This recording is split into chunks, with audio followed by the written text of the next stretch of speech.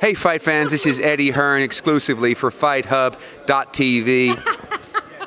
Here in London with Michelle Joy Phelps, formerly boxing journalist and reporter and presenter, and now, of course, upcoming law graduate and future Hall of Famer in the Law Society. There you go. You know, Ed, one day you might need me in law. Oh, yeah. Always need someone in law. I bet you do. I'm not gonna have any shortage of work there. No, definitely not in the boxing world. No, absolutely not. Okay, let's do this correctly, yeah? Okay.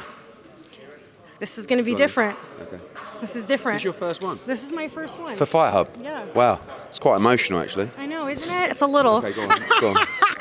Hey fight fans, it's Michelle Joy Phelps with Fight Hub TV. Oh, how did it powered by, what? Powered by who? Quickly, go and get the sponsors in. Stagefront. Oh, let's right, do it okay. again. Well, stage front at one of our Fucking hell, yeah. Okay, let's do this right, Ed. Rolling, Let's go. rolling, Okay. Hey, fight fans, it's Michelle Joy Phelps with Fight Hub TV, powered by Stagefront VIP. I think you should keep. Making me I think you should keep all of it in that we just did because I think it's good content. Yeah. Okay. I think Fight Hub will be pleased. So, congratulations on their acquisition of Michelle Joy Phelps. Big moment for Fight Hub. Big moment for you. Obviously, reading about you now. Flying the nest into your law degree whilst doing less in boxing or having less responsibilities, maybe. Yeah. So good luck to you. Thank you. And welcome to Fight Week. Yeah, thank you. Well, obviously, so much up in the air. I was watching the interview you did with Cougs, and he was so right when he said, God, Ed, you're going to get so much shit for this, even though it's not your fault. But nonetheless, it's like the pressure to still put on a great card that everybody agrees with. When I did like what was it, like a poll, no one wanted Chisora. I was like, why not Chisora? But then you go with someone else and they go, well, what was wrong with Chisora? It's like, so you can't really win. No, you can't. What you need is you need someone that's in shape, someone that you can do a deal with that's not going to mess around, and someone that will show up and solve this problem. And all things considered, I feel like Robert Helenius is a good choice. He just boxed on Saturday. He's just done a camp. He just won by knockout in the third round. He's 6'9". He can punch. You know, when you're going into a Wilder fight, the style is quite similar: tall, upright, long arms, and it still has jeopardy. This fight. AJ's a big favourite, but it ain't a gimme. And you know, we know what happened last time there was a late replacement after a drug testing issue for an Anthony Joshua fight, and we definitely don't want that on Saturday. So. This is the best I've seen AJ look physically and mentally, and I want to see him perform on Saturday night, and that was the reason for him really fighting. 12 weeks of hard work with Derek James. He wasn't prepared to throw it away. What was your initial thoughts when you heard that this happened? Just like, you become numb to this kind of news. But I remember when Errol Miller failed his drug test, you know, we'd sold out Madison Square Garden, it was AJ's American debut. Honestly, nearly crumbled to the floor. Like, that was like, what, 3-4 years ago now, just like almost like I had to go into a room and like lay down and just sort of try and get my thoughts together on what I was going to do. This is like, after the Conor Ben stuff, it just sort of bounces off you. You become so resilient, and I'm not trying to like blow my own trumpet, but this is the same in life, in sport, in business. The more you put yourself in shitty situations, the easier they are to deal with. And you know, it doesn't mean your emotions gone out of the game, but it just means that, like, literally, Sean Palmer, as our head counsel, WhatsApped me. I hadn't seen the email from Varda and said, have you seen the email? Can you talk? And I'm like, so I called him straight away, and he's a lawyer, right? Sometimes likes to, exaggerate a little bit. Not exaggerate, but exaggerate the problem. So I was like, what, Sean? He's like, Dillian Whyte's failed a drugs test. And I'm like, are you kidding me? No. And it's like, wow. I mean, firstly, I know that now Dillian Whyte has the fight of his life, really, to try and resolve this issue. But at the same time, none of it really makes sense. Like, he knows he's going into an extensive testing program with VADA. There's really no way out of. Wasn't he quite insistent on having it as well? He always is. Right. And that's why, but you can't ignore the results at the same time. Like, and you can speak to Dillian's team like I did, and they said ridiculous, like absolutely no way, etc. But they're the results, and you have to deal with that. So, people have said about, calling the fight off, the similarities between the Conor Ben situation, etc. Both very different in terms of the results, the substance, everything. One was 7 weeks out. One was a co-promotion. and the co-promotions team wanted to proceed with the fight as well, subject to the British Boxing Board of Control. This was the results that we looked at 7 days out, and AJ said, absolutely not, we need a new opponent. And, hands up, we learned a hell of a lot from that Conor Benn experience. It's the first time we dealt with it, and we moved a lot more swiftly this time. But very different situation, but a horrible situation, because a fight that we really wanted, and, you know, just a really tough road ahead for Dillian Whyte to go through this process. David Haye had mentioned that Derek Chisora had told him about a week prior that this was going to happen. Yeah. Do you have any idea what he's sort of... I mean, you can ask him today, but we didn't know until Saturday morning. No one knew. And there's no way Derek Chisora knew, because the results weren't even generated by then.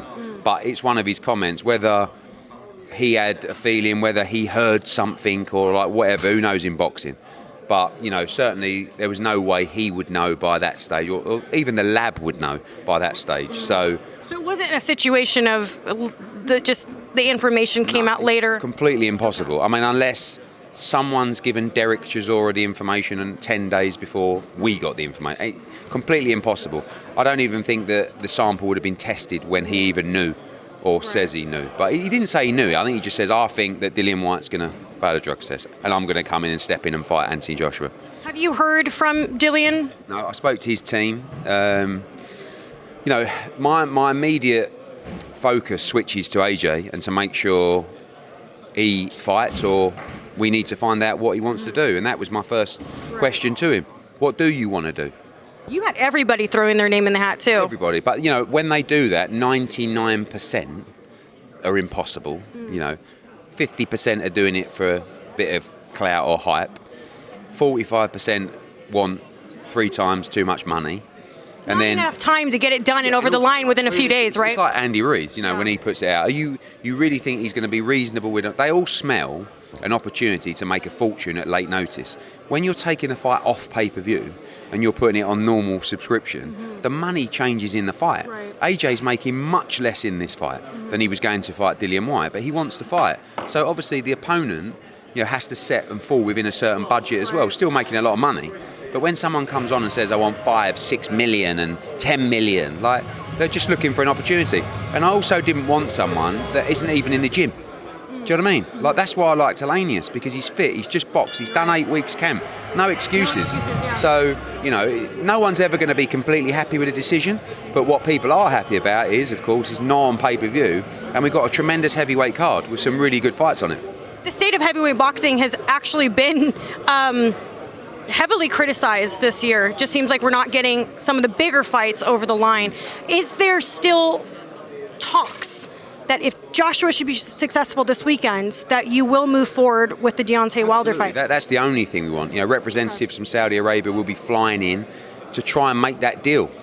Touch wood of an AJ victory, you know, and that's the only fight we want next. I think Wilder wants that fight, AJ wants the fight. We've got to obviously sign the contract, but absolutely 100%. And I like Helenius in that mould as well, because he's a tall, stand-up fighter that can punch with a backhand, and you know, it's good prep for AJ. So absolutely. And you know, AJ tweeted the other day to say, you know, we're now in August. There hasn't been one World Heavyweight Championship fight yet this year, which is a good point. I know you've got one coming up in a couple of weeks with Usyk, but it is slow in that respect, and we need to get moving. And if we can make a Wilder Joshua fight, you know, the only problem going into this fight is,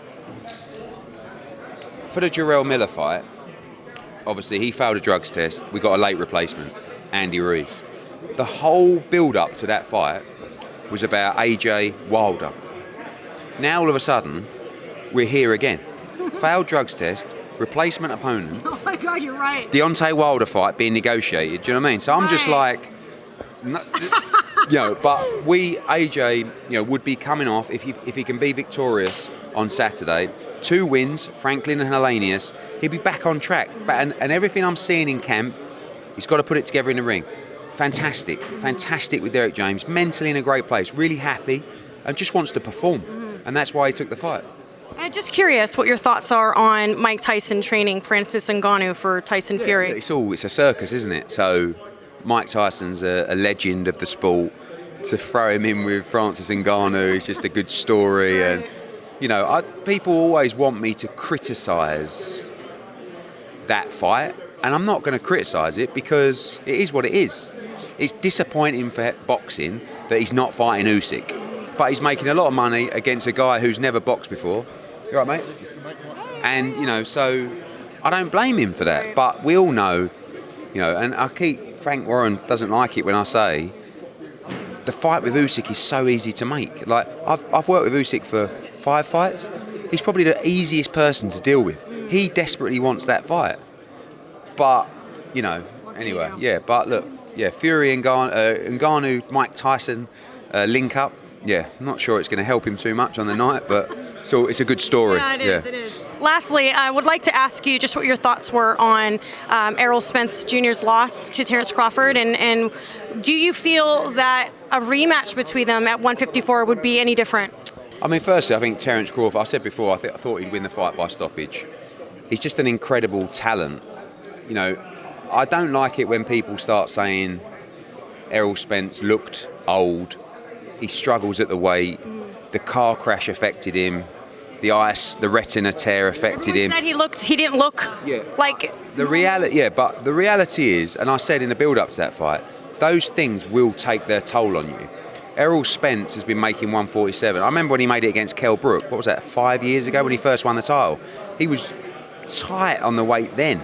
So you can imagine he's tight on the weight now, and you can't afford to be anywhere near tight at the weight against someone as brilliant as Terence Crawford. I just don't like the way that sometimes Crawford doesn't get the credit because people are looking for excuses.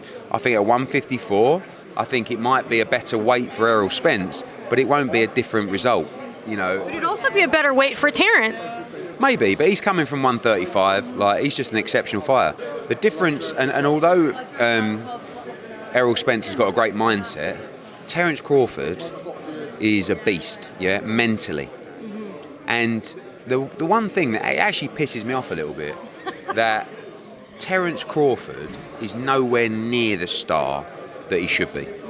When you listen to his story, and I'm only learning about a lot of it now. I mean, I don't know if you saw when he went up on the stage rapping to Mr. Carter. You know, I just looked at him, I thought, you're a cool motherfucker. Like, you know what I mean? You're actually a superstar. And he's like, I'm thinking, wow, it's really taken this moment for people to see your personality. Why do you think that is, though? Because he's been poorly promoted. And, you know, because he refused, I saw him in an interview saying, I refuse to leave Omaha, Nebraska. You know, people said to me, you've got to move to LA, you've got to move to New York and all this. And, like, you kind of diminish sometimes your media opportunities by staying there. And I just think he wasn't promoted correctly.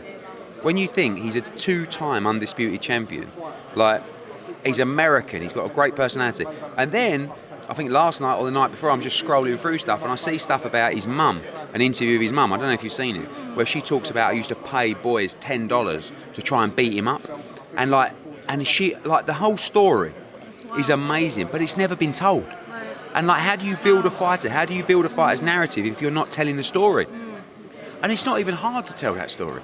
It should just be a stroll in the park for a promoter to come in and say, look at this kid. And like, he's an outstanding talent. He beats Charlo, he beats Spence at 154, and it's all up there with him. Like his ability is unbelievable. He thinks he's unbeatable. And that goes a long way. You know, he's an outstanding fighter. Well, thank you so much for your time. You didn't move too much off this time. Look at that. That's different. That's good. Any final words? Anything else you'd like to say before we wrap up? Enjoy the show. We've got big fights coming up, both sides of the Atlantic. Of course, Wood Warrington, Taylor Cameron. We hope to close Regis against Devin Haney. They're going backwards and forwards at the moment. Hopefully, Edgar Berlanga against Jaime Munguia.